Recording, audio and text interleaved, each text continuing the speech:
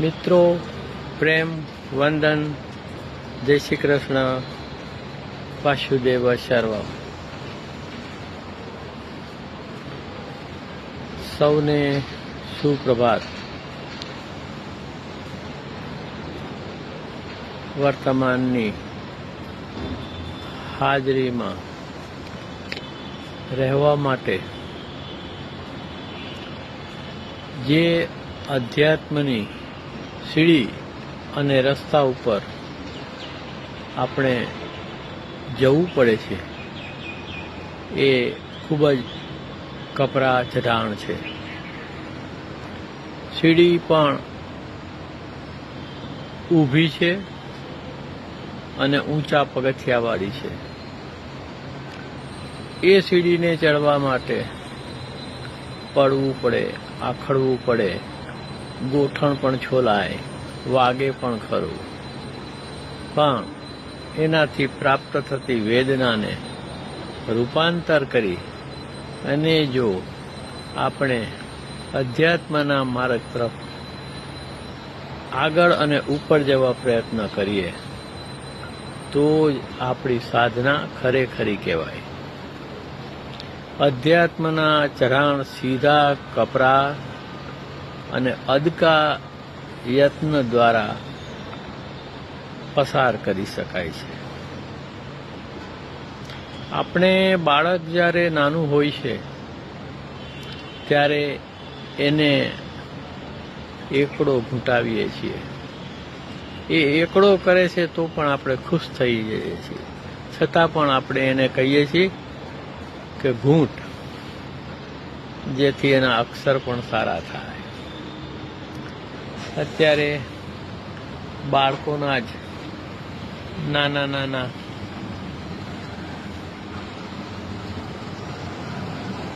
સાધનોની પાસે રહી અને આ વાતની શરૂઆત કરું છું.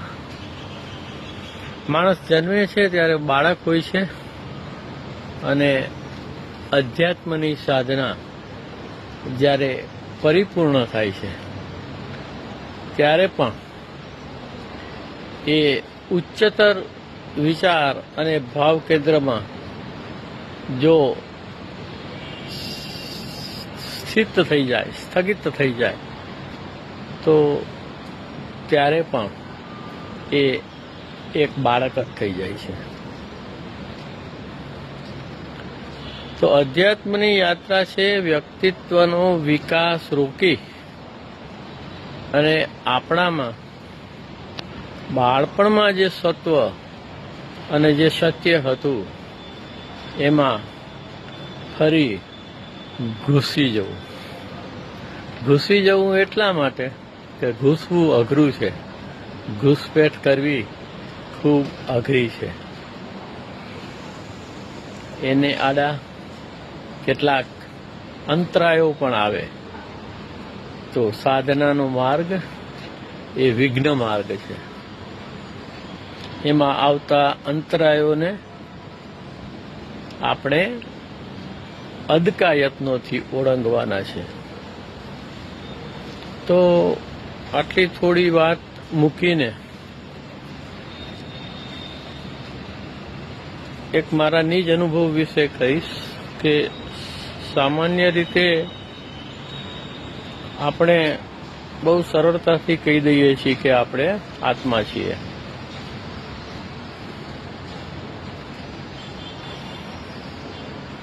આપણે શરીર નથી, પણ દેહ ભાવમાંથી મુક્ત થવું એ જ સાધના છે. સ્વામી રામસુખદાસજીએ એમની ગીતા સાધક સંજીવનીમાં એવું લખ્યું છે કે હું શરીર નથી, શરીર મારું નથી, હું ભગવાનનો છું અને ભગવાન મારા છે. અહીં ભગવાન ને પરમાત્મા આપણી જાતને આત્મા તરીકે દર્શન કરવાનું છે. તો આત્માનું ગઠન કરવા માટે મને લાગે છે ત્યાં સુધી આજથી લગભગ 20 વર્ષ પહેલા જ્યારે સાધનાની શરૂઆત કરી ત્યારે ગીતામાંથી મને લાગ્યું કે ગીતાના બીજા અધ્યાયમાં જ્યારે અર્જુન મૂંઝાઈ જાય છે, અર્જુન મમતા અને મોહથી ઘેરાઈ જાય છે, સગાવાલાઓને જોઈ અને વિચલિત થઈ જાય છે અને પોતાનું નિયત કર્તવ્ય કર્મ કરવા માટે પણ તૈયાર થતો નથી, ત્યારે એ ભગવાનને કહે છે, હે પ્રભુ, હું તમારા શરણે આવ્યો છું, સાધિ મામ ત્વામ પ્રપન્નમ, મને તમે કલ્યાણકારી માર્ગ બતાવો. આ કલ્યાણકારી માર્ગની શરૂઆત ભગવાન કૃષ્ણ ગીતામાં બીજા અધ્યાયના જે શ્લોકો છે, 19 થી 30 શ્લોકો છે, એમાં આત્માનું અદ્ભુત વર્ણન કર્યું છે. આત્મા શું છે, આત્મા કેવો છે, આત્મા કેમ હોય. અને અર્જુનને માત્ર ને માત્ર એટલું કહે છે, હે અર્જુન, તું આ દેહ નથી, તું આ દેહમાં રહેલો દેહી છો, આત્મા છો. એમ માની અને આ યુદ્ધ કર. તો મેં પણ આ એકડો ઘૂંટવાનો પ્રયત્ન વર્ષો પહેલા શરૂ કર્યો. સવારે ઉઠી બ્રાહ્મ મુહૂર્તમાં ગીતાના બીજા અધ્યાયના જે શ્લોક છે 19 થી 30, જે ભગવાન કૃષ્ણએ અર્જુનને કહ્યા, એનું નિધિધ્યાસન શરૂ કર્યું. અને એ દરમિયાન કોઈ દેહભાવ ન રહે એવો સતત અદકાયતને બાય ડાયરેક્શનલ એટેન્શન, દ્વિમુખી અવધાનથી આત્મસ્મરણની અવસ્થામાં રહીને પ્રયત્ન કર્યો. તો પાનબાઈનો ચમકાર થઈ શકે છે. એ શ્લોકોનું હું પઠન કરું છું, સંસ્કૃતમાં બોલું છું. ય એનમ વેતિ હંતારમ યશ્વેનમ મન્યતે હતમ ઉભો તૌ ન વિજાનીતો નાયમ હંતિ ન હન્યતે ન જાયતે મ્રિયતે વા કદાચિ નાયમ ભૂત્વા ભવિતવાન ભૂય અજો નિત્યો શાશ્વતોયમ પુરાણો ન હન્યતે હન્યમાને શરીરે વેદા વિનાશિનમ નિત્યમ યૈનમ અજમમ વ્યયમ કથમ સ પુરુષઃ પાર્થ કમ દાતયતિ હંતિકમ વાસાંસિ જીર્ણાનિ યથા વિહાય નવાનિ ગૃણાતિ નરોપરાણિ તથા શરીરાણિ વિહાય જીર્ણાન અન્યાનિ સંયાતિ નવાનિ દેહી. અને આપ સૌ જાણો છો તેમ નૈનમ છિંદંતિ શસ્ત્રાણિ નૈનમ દહતિ પાવક ન ચૈનમ ક્લેદયંતાપો ન શોષયતિ મારુત अच्छेद्योऽयम् अदायोऽयम् अकलेशोऽस्य एव च नित्य सर्वगतस्थाणु अचलोऽयं सनातन अव्यक्तोऽयम् अचिन्त्योऽयम् अविकार्योऽयमुच्यते तस्मादेवं विदित्वेनं नानुशोचितुमर्हसि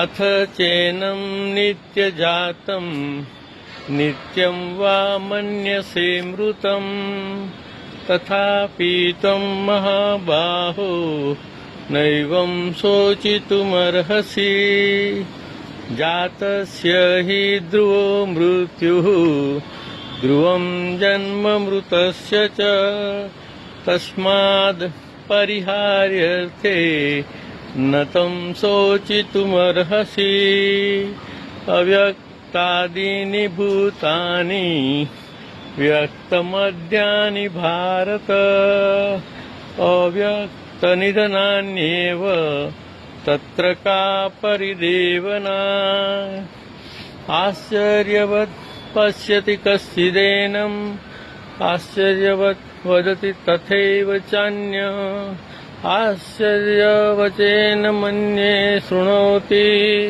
श्रुत्वाप्येनं वेद न चैव कश्चित् देहि नित्यमवध्योऽयम् देहे सर्वस्य भारत तस्मात् सर्वाणि भूतानि न तं शोचितुमर्हसि।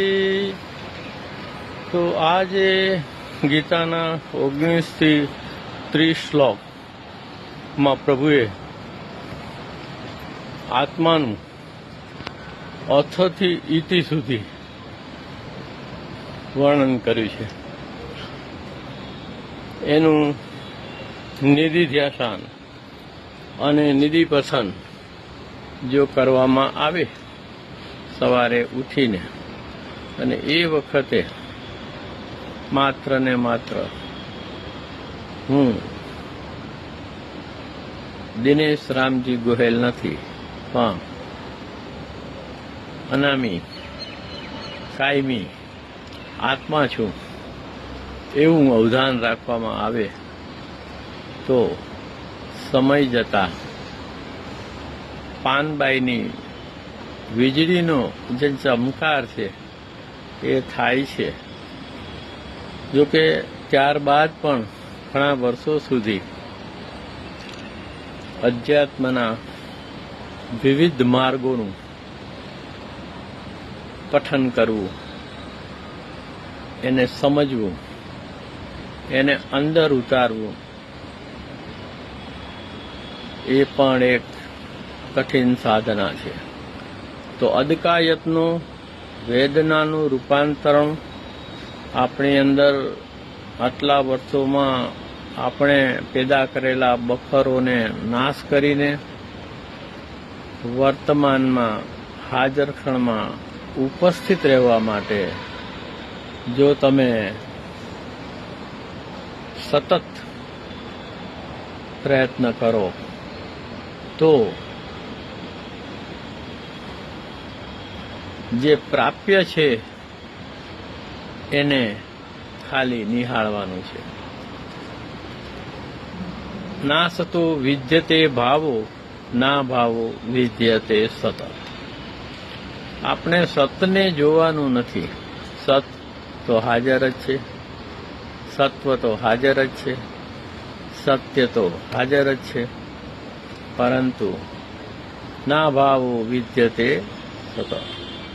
તો સતનો અભાવ જે આપણને વર્તાઈ રહ્યો છે એનાથી મુક્ત થવાનું છે. એટલે અધ્યાત્મમાં કાંઈ ન કરવું અને એક શાંત મૌન વર્તમાનની હાજર ક્ષણમાં બેસી જવું. બેસી જા, જેમ બેઠા છે ભૂત એવું કહીએ છીએ ને આપણે. તો એનો અર્થ એવો પણ નથી થતો કે આપણા નિત્ય કર્મો ન કરવા. સંસારમાં રહીને કરવાની સાધના માટેનો